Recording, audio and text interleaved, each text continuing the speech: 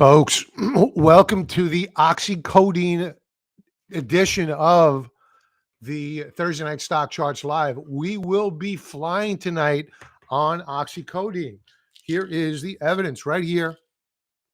So if you're listening to me and you're taking investment advice, you're nuts. So if anybody wants to see the reason why, it's graphic, why I am taking Oxycodine. I had surgery 1 week ago tomorrow, and I had a big muscle tear on the right side hip. They repaired that. Tons of pain. You give me 10 likes in the first 5 minutes, and I will share with you the photo of, and it's very graphic. And I think my modeling days of underwear are over. I think. You tell me. So I think that the ladies that normally join, Trish, Cat, maybe you don't want to stick around too much. You want to fast forward through this when I do show you. This is usually a family-friendly show, but today we may be going off the rails because it's no holds barred tonight. So my voice is a little bit shaky. Again, it's coming back. We're getting better day by day, stronger and stronger, but still need those painkillers. So let's go in, count the likes, and while we wait to see whether or not we get 10 likes by 6:07, where I will share the very graphic imagery of my surgical area, then we will show it. Let's begin. How many likes do we have so far? 8 likes already. Oh my God, we're going to be doing it tonight. Okay, so that didn't take long. Let's kill some time off, and let's begin with a little bit of humor here. Now, this one kid I've been going back and forth this evening on.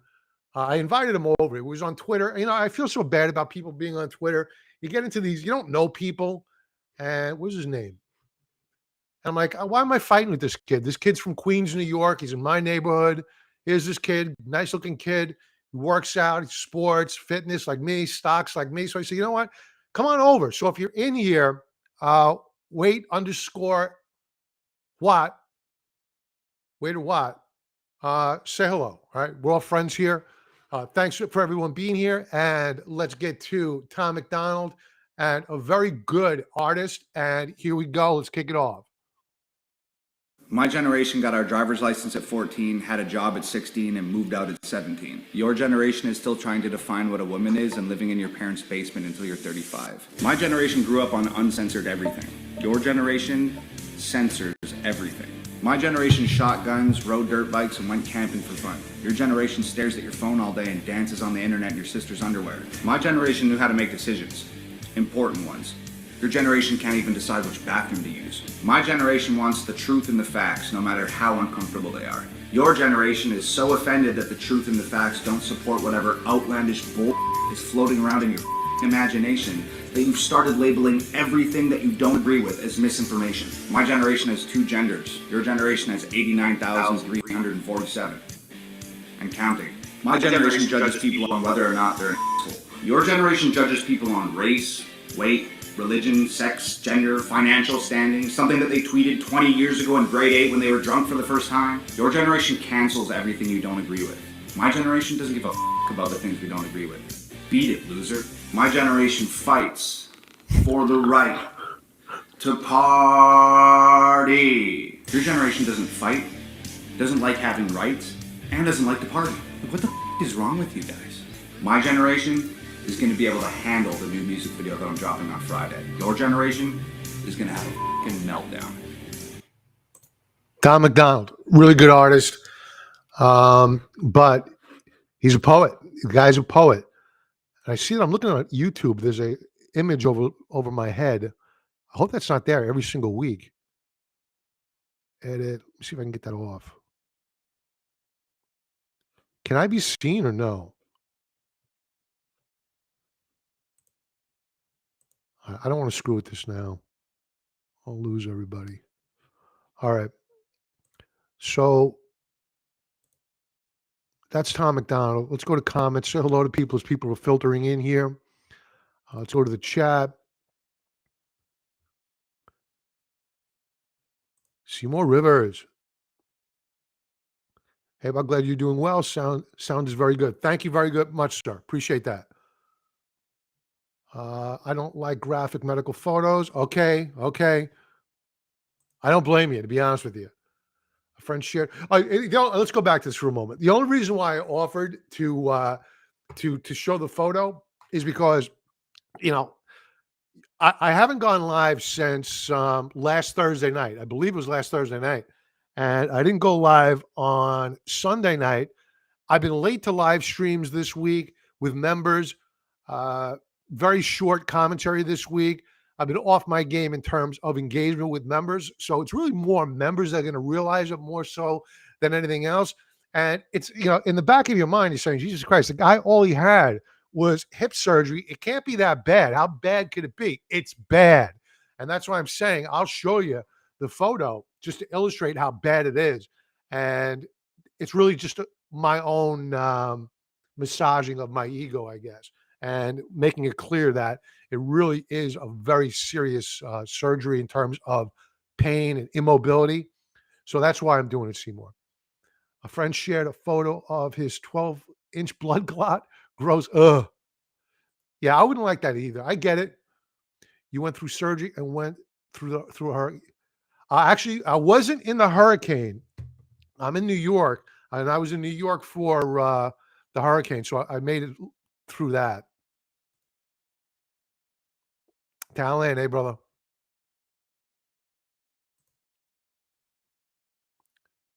Glad to be back, TZ Burton. Thank you. Tom McDonald's great. Yeah, he's great. Absolutely. He's got a new song coming out tomorrow, as he said. Rick, thank you. Curious to know what they charged you for the surgery. Zero. Although I don't know if the anesthesiologist, I forgot about him. Usually you don't know who that is until the last minute. So I don't know if he's on my plan. I may get a bill from him, but the surgeon, zero. He was in network. So thank God. It was the only one that was in network by me. Any surgery? Yeah, no doubt about it. Yeah, absolutely. But this one is really, it's right on the hip. Normally the incision that they make they call it a gluteus medius tear. And it connects basically the hip to your thigh bone. And that was cut right in half.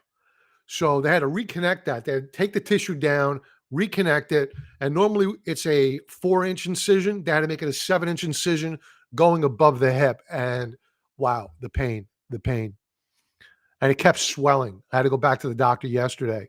But we're on the road to recovery, so I'm junked up now. Again, folks that are joining in, I'll be talking about equity, stock market. We did good this week. Really, really good week. Great day today. But be warned, I am on an opioid. That is the bottle I am taking. So listen to what I have to say, but understand from what mouth it's coming out of right now, I am literally on drugs. I am not driving any motor vehicles. I am not handling any heavy machinery. So let's get to it. All right.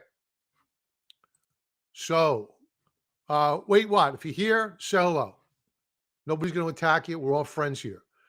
Okay. Blackrock. So I kind of knew today that the market was going to rally despite the CPI data. How did I know that? I just had the hunch because I knew that going into the day we were positioned with Blackrock, and we had a strangle on Blackrock going into the new trading day to take advantage of earnings they reported this morning. I was expecting a bad read on their earnings, but they came in as expected. Horrible numbers, but as expected. So what we did is, as they sold BlackRock off this morning, I rolled up the puts, not once, but twice. And we made a killing on BlackRock today. So that trade is going to expire, ideally worthless. The implied volatility is still pretty expensive. So we have still some more meat left on the bone. I could close it out again for a profit, despite rolling twice today. That's unusual to be able to do that. But I knew this morning when things were darkest, take advantage of it. We're probably going to rally here because I've been saying, we've been talking about the put call ratio. We've been talking about consumer sentiment. We've been talking about the VIX. The VIX was shooting up higher. And in all probability, we were going to get a rally on news that was already priced into the market. Also, when you take a look at seasonality, I should have had this up. And we talked about this probably last Thursday because it was not live on Sunday. We talked about, for whatever reason, the internet in this side of my house. I'm not working in my office right now. I can't walk down to my office. So I'm working out of the dining room, which blows. Sorry, family friendly show. So here are the spiders going back. And we're using Trend Spider, 35% discount code below. Monthly chart. Let's go back to 2011. 12 years worth of data. So October, here we are. We generally trade up over the past 12 years. But when you go into November, by far, it's one of the best months out of the year, if not the best. If you drill down a little bit further, I think it does become, by 1 year, it does become the best month. Actually, no, July is the best month. November, the second best month. With December, surprisingly enough, not in the top tier of up months, which is surprising with the Santa Claus rally. But in December, you can have a down first half and it rallies back in the second half, giving you that feel for an up month. So we have this going for us. So we had seasonality in the back of our mind. We knew that there was a lot of sentiment data out there. We went over this in the past, that what we needed was a washout on the markets. And we had that today. So I'm kind of going into the new week, next week, fairly bullish. And we'll talk about it in a moment. But first, I want to wrap up with Blackrock. Take a look at this candlestick on a weekly time frame. We are at the highs of the week. This is a massive bullish key reversal bar. We went into the trading day at this support level, and now we are solidly up on the week. This is what a short-term bottom anyway looks like. This is what we want to see. One trading day left to go. A lot can happen. So daily chart. And again, we rolling up put sides. We are short the puts, meaning that we're the banker. We are the casino. We are not the gambler. We're not buying the puts. We're selling them. So when I roll them up, I'm willing to accept the shares at a higher price as the market maker. So when we take a look at a daily chart, why am I still long of Blackrock? It's simple. Look at this massive outside reversal bar. And the markets were telling you yesterday with this doji star formation, ahead of earnings, get ready for a rally. So this is what we had in the back of our minds this morning as the CPI data came out. It was not good. It wasn't shockingly horrible, but it was kind of what was expected, folks. Let's be honest. Was anybody really shocked with the bad CPI data? No. So we bought the market this morning, rolling up the Blackrock calls and puts, and we did very well. Other economic data that has come out over the past couple of trading days, we had the NFIB Small Business Index, not a bad read. That's not good for stocks, but not a bad read. The PPI, Producer Price Index, that is the price of products at the producer level. They are twice as expensive as what was anticipated. That's no bueno for the market. FOMC minutes, no shock there. Today's consumer confidence numbers came in double at the core, 0.2 above at the core, higher than what was expected, and a tick higher above the headline number. So you're not talking about huge numbers here. It's bad. It's very, very bad. It's just a little bit better than what was expected. Now, what I think is a far better analogy for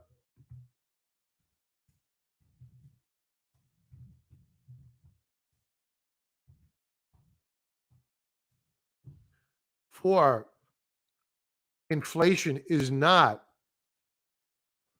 the CPI data. And I'm trying to find an article that shows 17%. You're probably going to have to take me at my word here. But across the board, the average on Pepsi Cola's price increases was about 17%.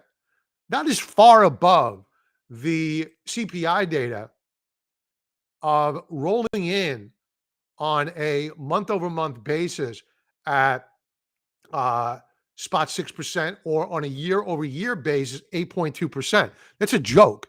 So this always brings me back to the way that the CPI is not calculated honestly. It probably wasn't calculated honestly back in the 1970s and 1980s, but it was a lot more honest. They changed it in the 1980s after Volcker killed inflation.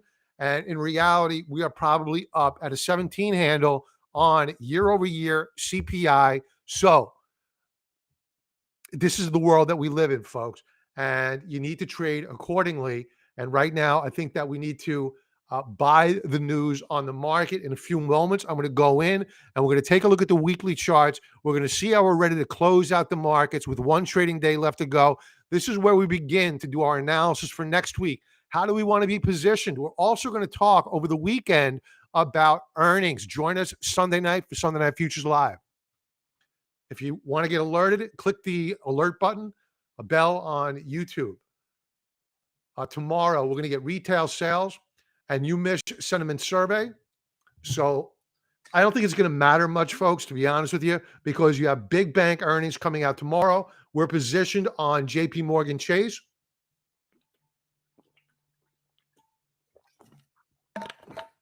So a lot going on. I think that from this point on, economic data, I don't care whether it's inflation data, if it's jobs data, it doesn't matter. We're heading into earnings season, and what I like to call silly season, and everything else is going to get ignored, and headlines are going to be riddled with earnings. So forget about economic data, focus on earnings. What else do I have here? I'm trying to stay positive tonight. I'm just going to touch upon some negatives here.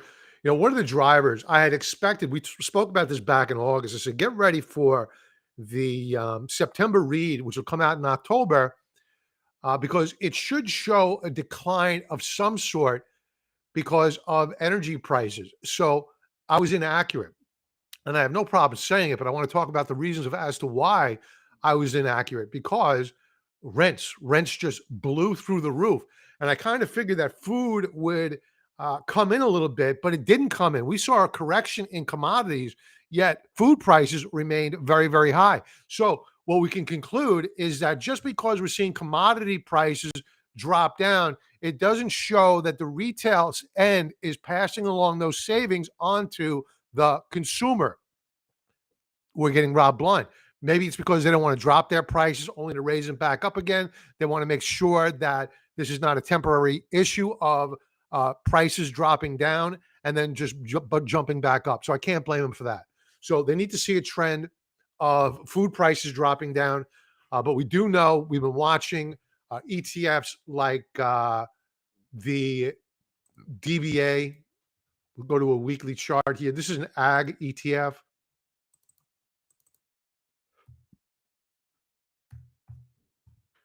And it's coming quite a bit. So here we were back in May, and we've corrected. Why can't I get this to work? It's not giving me percentages. There we go. We've corrected peak to trough over 16.5%. We've since rallied back off of the lows by about 9%. But clearly, a lot of the froth has come off of food prices. So again, by virtue of the fact that you're seeing agriculture, or I should say commodities, pull back, yet the savings by the producers are not being passed along to the retailers, it's clear and defined that that's not what's happening. So negotiate if you can, because prices on the commodities are coming in some and have come in some. So rents, owner's equivalent rent, a ridiculous way of measuring rents, very volatile, and that's what really drove the CPI data. All right, Ben Bernanke, Alex Jones, whether you like him, don't like him, uh, there is freedom of speech in this country, at least there used to be. He just got fined $1 billion for speaking his mind. And yet you can have a guy like Ben Bernanke, who has been as wrong could be, get the Nobel Prize for economics. And yeah, it's a sick joke. And here's a guy, and this goes back several years, because I always like to refresh people's memories. Here's a guy that's now treated like a god. But back in May of 2007, Bernanke, subprime mortgage woes won't seriously hurt economy. This is a guy who now has the Nobel Prize for economics that never saw the financial crisis coming. Yet we were short the home builders. A guy like me, short the home builders. We saw it coming. We knew the mortgage resets were coming. It was no secret. It was public information. Add to that, January the 17th, 2008, the market's in free fall. Bernanke, Fed is not forecasting a recession, just like we're not in a recession right now, right? So it's clear how in Washington, D.C., failure is rewarded. So don't listen to these guys on CNBC that come on with the slick back hair, the $5,000 suits. They are sharing with you a narrative. You need to be here and getting the alternative mainstream media take on what's going on in this market. And right now, despite all that's going on in the economy, I think that we are going to get a continuation move up higher, probably next week, because we had a big reversal bar today. You're going to need to pull back and retest and get some higher lows put in. But ultimately, I think we get resolved to the upside through November, possibly December. But I think after that, we roll back over again, because what's changed? Subpar 30-year auction tails as foreign buyers stay away. This is a major problem. The Federal Reserve has little influence on the 30-year long bond debt. They have a lot of influence on the short notes, 1 year, 2 year treasuries. 30-year, not that much. If the Federal Reserve has to be the buyer of last resort of 30-year treasury bonds, that's a major problem. So you're having foreign buyers now stay away from that debt. And it makes sense, because they don't want to borrow long on 30-year debt when they could get paid more for more yield on a 2-year bond. It only makes sense, or a 2-year note. Other issues that are adversely impacting the market is, folks, we're seeing a broadening out of the war in the Ukraine. You had the attacks on the Nord Stream 1 and 2 pipelines. You have a foiled attack on the infrastructure inside of Russia now, and they tried to blow up the Turk Stream pipeline. And so this is broadening out. And we're also getting takeaways from Czech generals that we've never been closer to conflict between Russia and NATO, warns top Czech general. There are no adults in the room here. Nobody is talking peace. Nobody. They don't want it. What they're doing is that the industrial complex, the industrial defense complex, they are pushing this war as much as possible because it's so profitable. Unfortunately, nobody knows just how far you're going to be able to push the Russians before something goes real bad, real quick. You shoot off one tactical nuke, it's over. I don't know how you come back from this, and God bless us all if we have to go down that road. And you would think that NATO would avoid any confusion whatsoever, but no. NATO to proceed with planned nuclear exercises into next week. This is not good. This is all very, very bad. But there are good things that are setting up. And one of them is that Jamie Dimon, probably the most powerful banker in the world, he's done. The guy's just done. It's very unusual for a money center bank that does a lot of business with the federal government or does business with companies that do business with the federal government to be as outspoken as this. Quote, Jamie Dimon, this is a effing war. Slams Biden begging Saudis for oil, says investors don't give a shit about ESG. This is the Blackrock or basically woke investing agenda. In short, don't invest in carbon companies such as energy stocks, et cetera. Just ridiculous nonsense. So you have JP Morgan.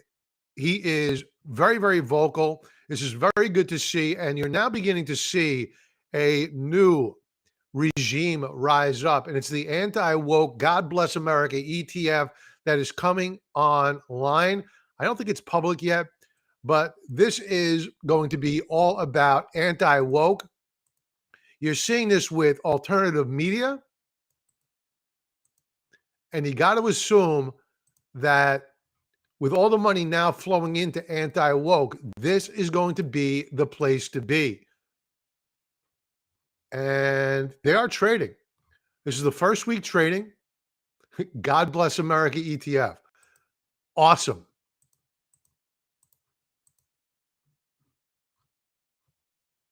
Nice. Very, very nice. And one of these stocks in this is probably going to be Rumble. I'd be shocked if it weren't. Rumble's setting up very, very nicely here. Big sell-off this week. I think this is an opportunity. We have fallen back down into a long-term base. I think that Rumble is a buy. We need to be in it. And this is probably going to be the last times we ever see this stock down at these numbers for a long, long time. Let's go to comments. So funny how your dopamine is jacked up. It is. Trying to get TZ Burton. There you go. My hernia surgery cost me cost my insurance $40K. Yeah, I don't know what they cost. I'm sure it was a lot of money. I don't know if it's 40,000, but probably in that ballpark.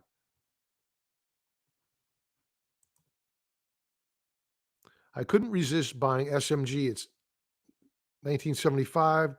We could take a look at that later on if you remind me. We'll do go over the chart request. CPA came in 50% higher than expected. Yeah. Oh, look at this. A little bit of spam. Folks, find love on the best dating site, sexfind.pro. We have no affiliation, but thank you for being here. Sexfind.pro. We need to ban this fellow. And sexfind.pro. Family-friendly show. And he is banned. Okay, Alex Jones is about censorship. Correct, it is. What about sell-off November 2nd from rate hike? I think it's priced in. Seymour Rivers. I don't know whether I closed it out. Hopefully I didn't.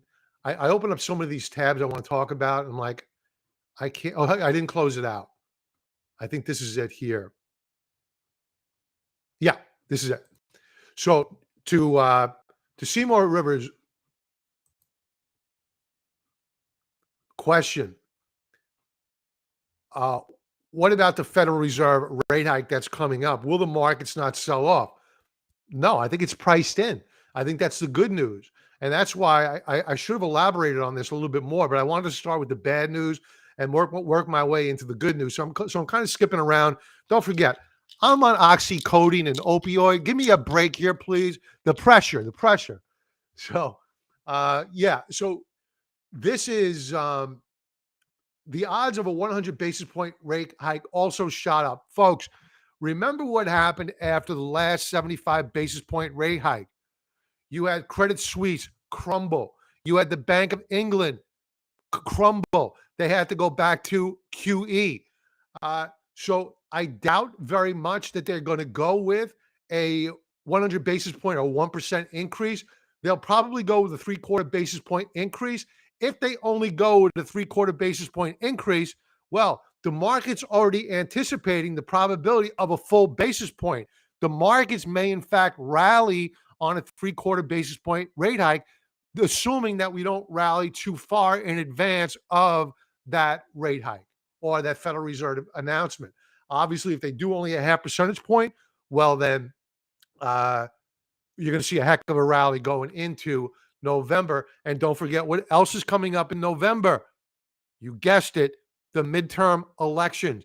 Don't be the least bit surprised if they take 1 month and they only do a half basis point increase, shock the market up higher, and do a favor, tip the hat from the Federal Reserve to the administration, doing them a favor on election day. Don't rule it out. Then in December, if there is a Fed meeting in December, don't be shocked to see them go back and maybe do a full basis point. So we got the rate hike, or we got the CPI data, and the market sold off initially. Let's go to the chart of the S&P 500. Sold off initially. And what did we do? This is what I've been talking about, is that you need to get the washout. You need to have a market open that there is a bloodbath in the streets. And then you got to step into the breach. Now, how did we step into the breach? We rolled up Blackrock puts, and we profited very, very handsomely. So that's how we took advantage of today's price action. We did not go selling our gold mining stocks because of panic. They got hammered really, really hard. We expected them to come back. They did come back. So we didn't panic. We knew the market that we were dealing with because we had expected it. We knew where consumer sentiment surveys were. Very, very negative and unsustainable. We knew where the put-call ratio was. Unsustainable. We knew the skew index was unsustainable and already improving. So this was just the capitulation day. So that's why I think that in the short term, we have put in the lows, and in all probability, we're going to climb a wall of worry. And once we get through the election, especially if the woke left is thrown out of the House and the Senate, you are going to see a market rally like you have never seen before, because there's going to be a massive sigh of relief that at least a portion of the weight, the dead weight, the scum, the corruption is out of office. Now all we would need to deal with are the rhinos, those scummy Republicans that remain in office, the McDonalds of the world, what's his name? Not Kennedy. The chair over in what's his name?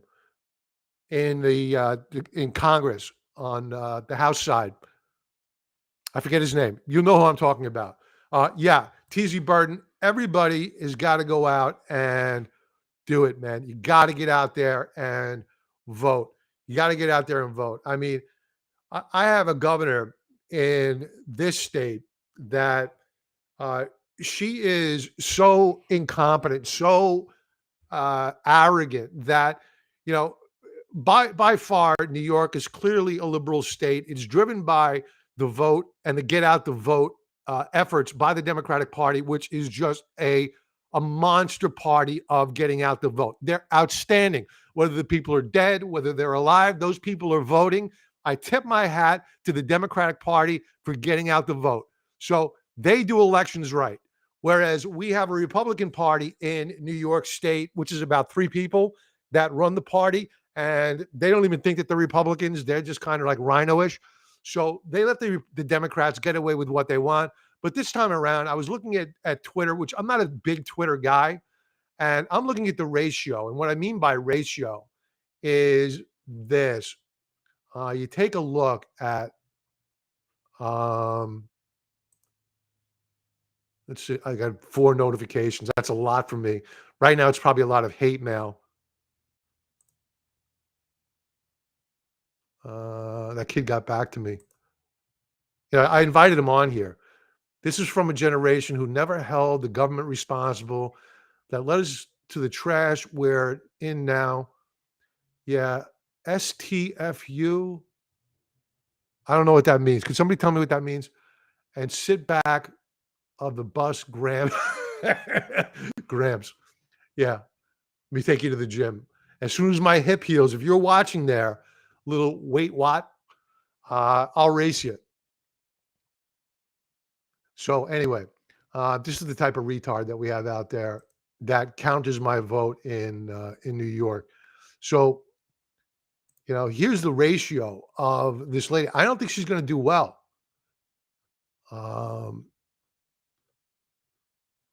Where is I tweeted a bunch of stuff. I think it was just comments. Oh, here she goes. All right. So, this is me live here. Hey, Twitter. So the ratio of retweets versus comments, I don't know if that's the proper ratioing. It's not very good for her. I mean, only 24 retweets, 117 comments. I mean, those are all negative comments. So she's not getting the love on Twitter. And this is consistent. I don't think she's doing well. And they have her up by 10 points in the New York governor poll. And usually those polls are wrong. I think she's behind at this point. She won't debate Lee Zeldin. And I think that she's going to lose. Kitzinger, piece of human waste. He's gone soon, so it's not even worth talking about him. I like Larry Sharp for New York City. I got to be honest with you, TZ Burton. I don't know who that is, so bad on me for that. I focus more on macroeconomics and those who move the macroeconomics. So I do know that this thing, whatever she is, I mean, she just told half of the electorate of New York State, leave. We don't want you here a couple of months ago. If you're not one of us, and I definitely ain't one of her, unless she says Irish and white, then I'm Irish and white. But I don't think she means that. She means that I am not a Marxist. She is, and that's not going to work for me. And it's not going to work for most people, especially those on Long Island. So let's talk a little bit about the VIX before I go to the Federal Reserve's balance sheet, because I want to talk about more positives here. Now, the VIX, we were on the verge of a breakout. I think we could still break out on the week, right? We have one trading day left to go.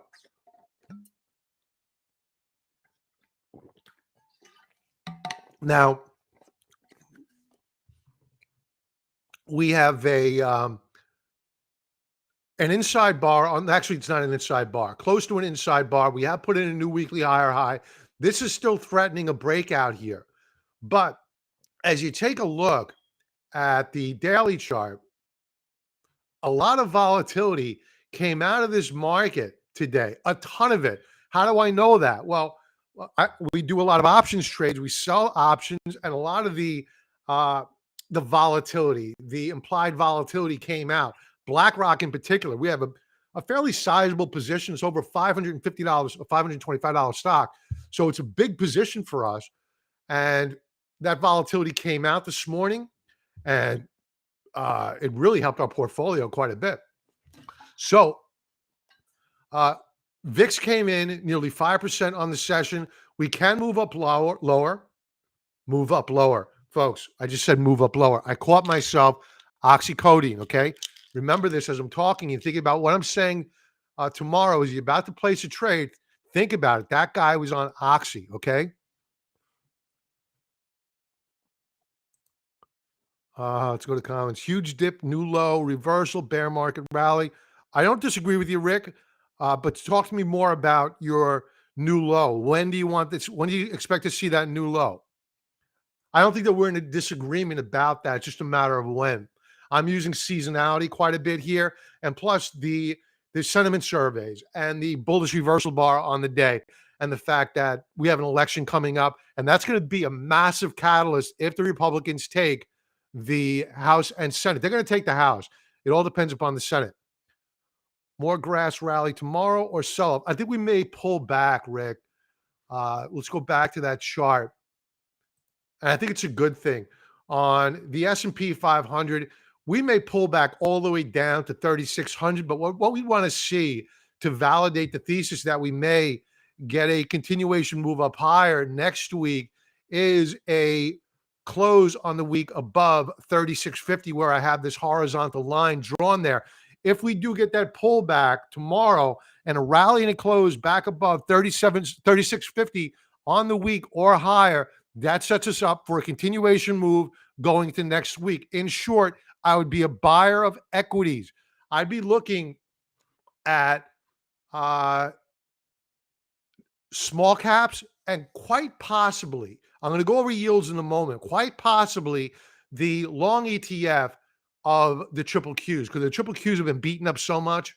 So we'll take a look at those charts in a moment. I want to leave off this segment here with the Fed's balance sheet. We always go over this every Thursday night. This is released on Thursday afternoons. And over the past week, the Federal Reserve's balance sheet has risen. We had several weeks of downward move on the Fed's balance sheet. We have ticked back up. The markets may take this as a relief after 3 consecutive weeks, which we have not seen all year long, of a reduction in the size of the Federal Reserve's balance sheet. So when you're adding all this up, all of the sentiment indicators I'm talking about, which are unsustainable. When I talk about the bullish reversal bar on bad news today, that is very bullish stuff, assuming that we close out the week strong and we don't give it up. If we do pull back tomorrow morning, 3,600 retest, close back above 3,650, that's a higher low. The Federal Reserve's balance sheet dropping off. If the midterms go the way of the Republicans for both the House and the Senate, huge sigh of relief, total excuse to rally the market. If the Federal Reserve does the administration a favor and only cuts by a half basis point or a 3/4 basis point move higher, especially a half basis point move, expect a massive rally into the election.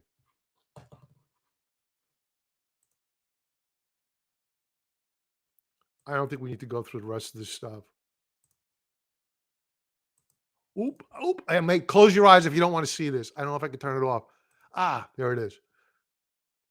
If anybody wants to see my leg right now, I'll show it, or forever hold your peace.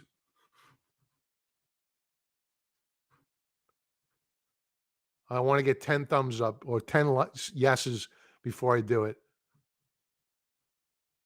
because I don't think everybody's into seeing it. The only reason I want to do it is because I'm going to show you what I'm dealing with. It's really painful. And I'm not a baby. Stop calling me a baby out there. How dare you? All right, let's talk about the price action on the yield curve, folks. This is a monthly chart,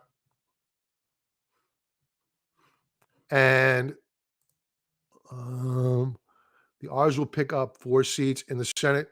Your lips to God's ears. But McConnell's got to go. And who's that guy out of South Carolina? Lindsey Graham. He's got to lose. He can't get a chairmanship. He's definitely in the place to get a chairmanship. He cannot get a chairmanship. I'm done with him. These warmongers have to go. So this is not necessarily bullish, folks. This is actually technically bearish, but it's not immediately bearish. The yield curve remains inverted. For those not familiar with what the yield curve is, it has identified every single recession except for one going back to 1955. Now, on the month so far, we are flashing a bullish key reversal. And many people think that you need to get nervous when the yield curve is inverting. No. That's not the truth. You got to get nervous when the yield curve steepens, when it begins to go back up. Case in point. I know a lot of you have heard me say this before, but this is for the benefit of those out there that are unaware of what we're looking at, because they're not going to hear it on CNBC. So what normally happens is that the lamestream media, what they're going to try to do is scare you. Oh, actually, I just refreshed this. It looks like we gave up. They refreshed this. Yeah. Well, no, we've given up that bearish reversal bar. Now we're back to the lows of the month in one trading day. Think about that. One trading day. So long story short, don't get nervous about the yield curve inverting. Worry about when it begins to re-steepen like it did back here in February of 2021, when everybody realized that COVID was for real and the stock market rolled over. So it's the steepening that kills the market. So we really haven't seen anything yet. I'm not going to go through all these tabs. Don't freak out. 10-year yield. Let's refresh to make sure this is updated. It was not. New weekly higher highs. Powerful chart here. Did we close?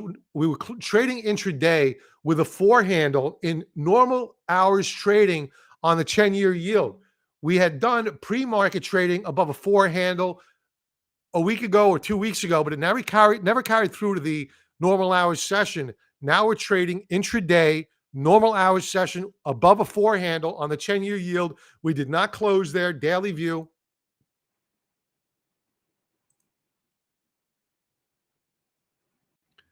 Daily view. This is a yearly view, Bob. This is a powerful chart. I mean, wow. Wow.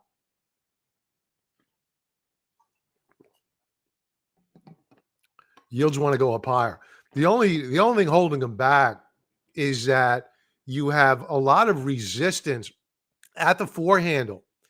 And if we rally up and through a 4 handle on the 10-year yield, we're probably going to shoot all the way up to 427. And you could see that on this chart back here, last seen back in June of 2008. But this doesn't tell the whole story. I think that you're going to see a lot more resistance up there, and I'll share with you why. Let's broaden this out to let's go to a 10-year view first, see if that does it for us. No, it does not. Let's go to a 15-year view.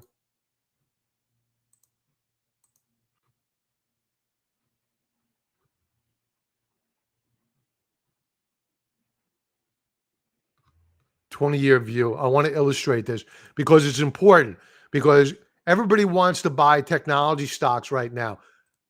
When do you buy technology stocks right now? You don't buy them when yields are rallying. You buy them when yields are declining. When do you want to buy tech stocks? When the 10-year yield is rallying up and into resistance. Where is resistance? Here we go. This is better. Let's do 5 more years, because I really want to make this point, because we have a bullish chart. I don't think it's done going up. This will do it. Take a look. Here's 2008. But what was hidden from you on that other chart was all the prior resistance at that 4.27 mark going all the way back to 1998. There's a huge congestion area in that area, so that I don't think we're going to take it out right away. I think that we're going to pause there, if not weeks, months, and that will allow on any pullback for a rally in tech stocks. So that's why I'm thinking about looking at tech stocks as a potential long. I'm looking at small caps as a potential long. Why? Because they've been doing less worse than large caps lately. Let's move on. I'm going to skip through these. We already went over VIX. The transports on the week. This is our canary in the coal mine for equities. The weekly chart is good. We have resistance above. But when you take a look at the daily chart, folks, you got to say, wow. Wow, what a session. We were in a triangle formation. The poop hit the fan this morning. We dropped like a rock, only to reverse to close back above resistance. This is a washout. This is like textbook stuff. So what you want to see here is a pullback.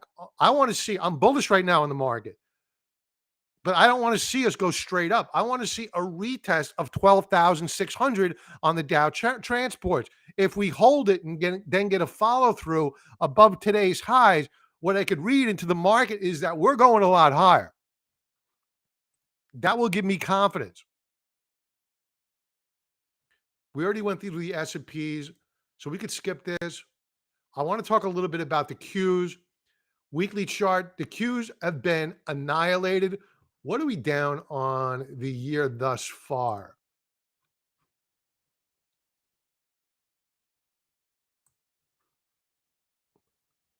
Peak to trough, 38%. So we need a rally here. And I think we're going to get one fairly soon. But ideally, we get another move up higher on the 10-year yield, up into that 4.27 mark. We know because we've been spending time here together, and CNBC is not going to tell you that there's a lot of resistance up there and that you should expect bond buyers to move in, buy the dip, and to move bond yields lower. Daily chart. Beautiful outside reversal bar today. Exactly what you want to see. You got it on volume. And what else we want to memorialize here, and it's important, is this, is that what we have are higher lows on RSI.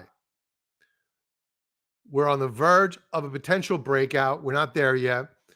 And throughout this sell-off, right, we're clearly in a downtrend, lower highs, lower lows. Stochastics have been putting in higher lows. We even put in a higher high. I focus more on the higher lows because they're not validating, the Stokes are not validating the momentum to the downside. So this is why I'm interested in the Qs, because it's tech laden.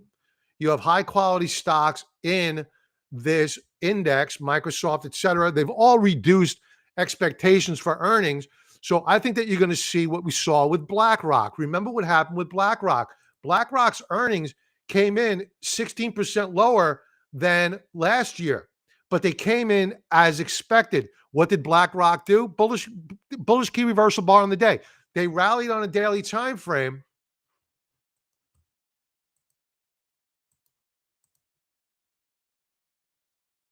Six and a half percent, nearly 7%. Excuse me, nearly 6.6%. Oxycodine. Moving on. Let's take a look at. I want to look at the banks. I want to look at the semis. So let's spend some time there. The banks, I'm going to use the FAS. This is a leveraged ETF, putting you along with the banks. Looks the same as the XLF. The banks, bullish key reversal bar on the week. I like the price action on Blackrock today. I like it a lot.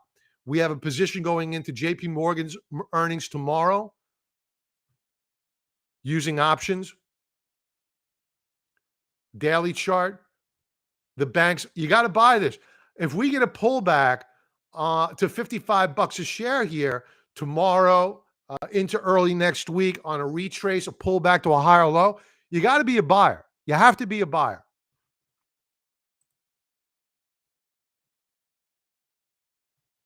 We don't care about the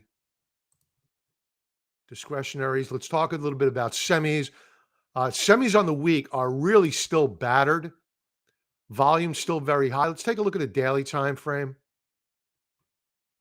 Their earnings are not going to be coming out for a few weeks in earnest. But a beautiful outside reversal bar here. Gorgeous outside reversal bar. You're going to have resistance up at 185 on the SMH. Massive, massive volume. You haven't seen up volume like this since back in March of 2022. Good stuff. Energy stocks. Come on. Weekly chart, the bomb. Energy going up higher here. We are long of LNG. I have not taken a look at what it's done so far on this session. I was focusing more on our options trades.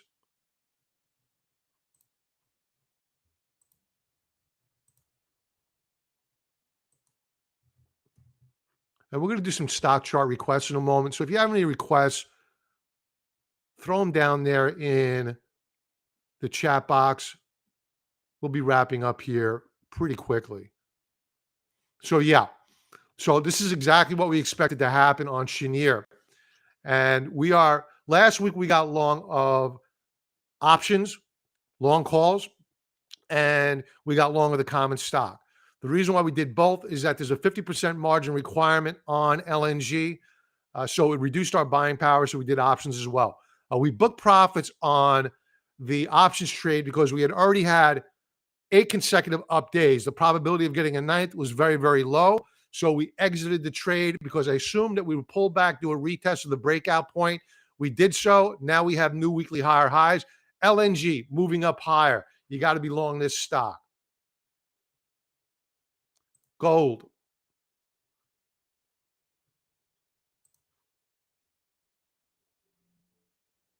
Gold is still being battered on the week.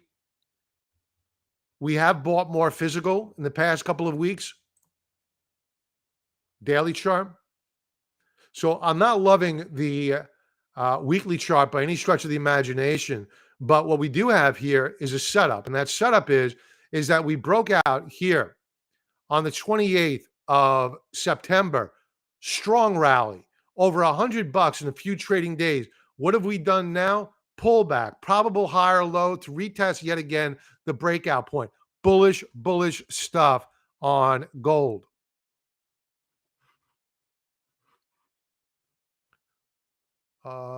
Let's take a quick look at our gold mining stocks. Weekly view. We're well off the lows of the week.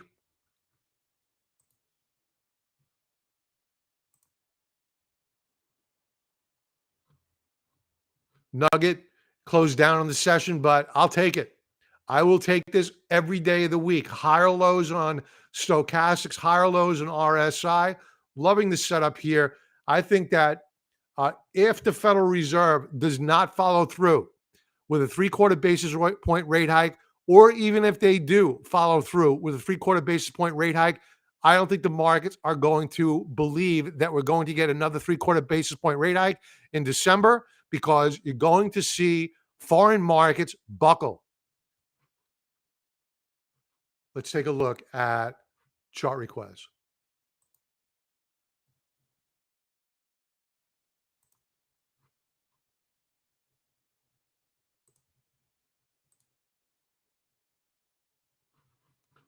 Okay, we have,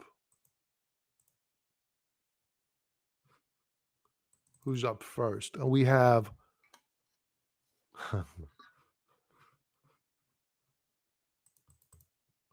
my mouse is being a little bit wonky. I'm trying to click on messages here. And Chrome, of course, is embarrassing me, as it normally does, by freezing up. There we go. Larry, Schiller PE ratio is a reliable indicator. Agreed 1,000%. It's 27. At 22, we can start to get positive about stocks. Okay. I don't disagree with that. Since you're on Oxys, what do you think about Teva's chart? All right, let's check it out.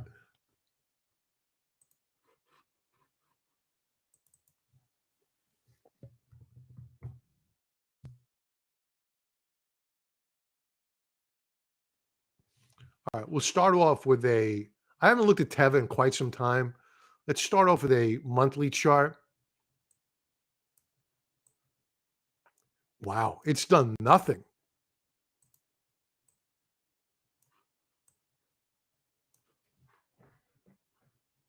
It's really just been in the trading range for months now.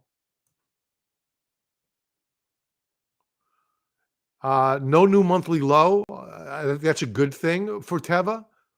Let's drill down here, weekly chart. I just saw something I liked.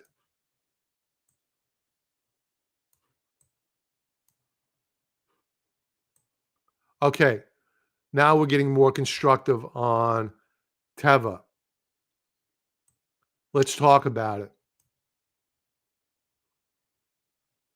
Okay. Oh, God damn it.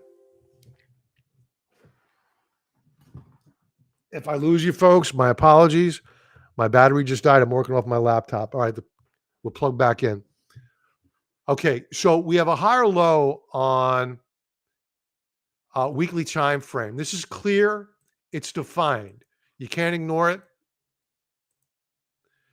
And what we're looking for now on Teva is a breakout. And that breakout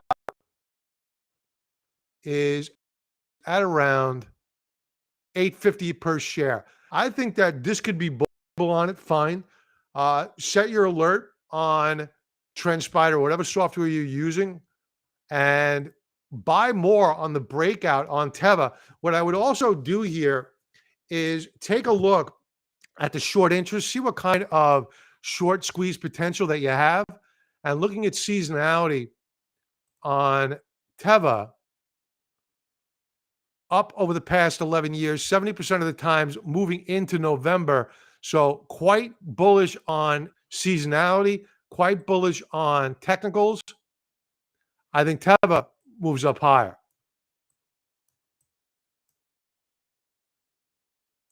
Good looking stock, great call. Teva, bullish. Rick Huntsman Corp.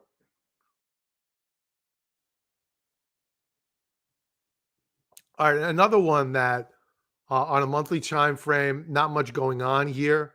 It's an inside month, no new monthly lower low. That's good. Weekly view. We're in a descending a descending downtrend channel.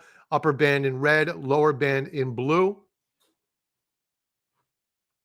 Now, if we want to do a deeper dive on this downtrend channel and see if there's a story to be told, there is one that's being told. We broke out on a weekly time frame above this upper band of resistance. We're now above it, and it looks as though we're probably going to make a run at this upper band of resistance in red at around 28.82. Daily view. Outside reversal bar, daily time frame. We're stopped at resistance. I think we're breaking out on Huntsman Corp. And on a seasonality view, October up 70%. Not a great month. November, 50-50 in November for being up. But I still think it looks good. I wouldn't let seasonality influence you all that much. SMG for Falcon.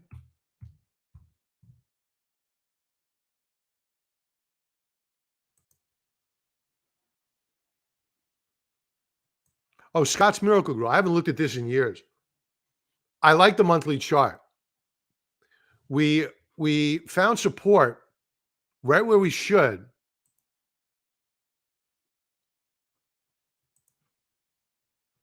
We do have a little bit more support below at 85, 81.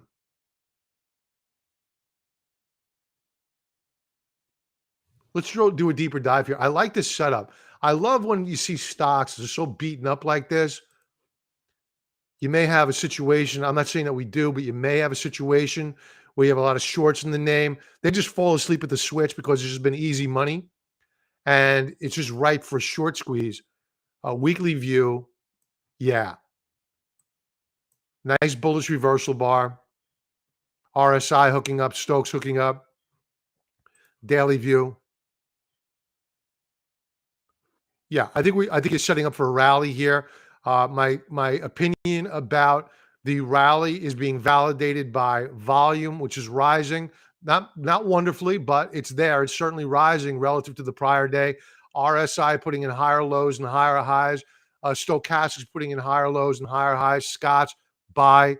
It's good to be back a little bit bullish. Let's see whether or not we have any other requests. I don't think that we do. And if we don't, I'm going to log off because I've been sitting upright for hours now and I am in pain. I think that is it. That's it, folks. Hey, guys, if you could please smash the like button, I'd really, really appreciate it. Thank you for being here. It's my privilege. I appreciate it. And if you're new to the channel, hit the notification bell, get notified of when we go live. We will be going live on Sunday for Sunday Night Futures Live. Everybody have a profitable trading day tomorrow and an awesome weekend. I'll talk to you soon. Be well.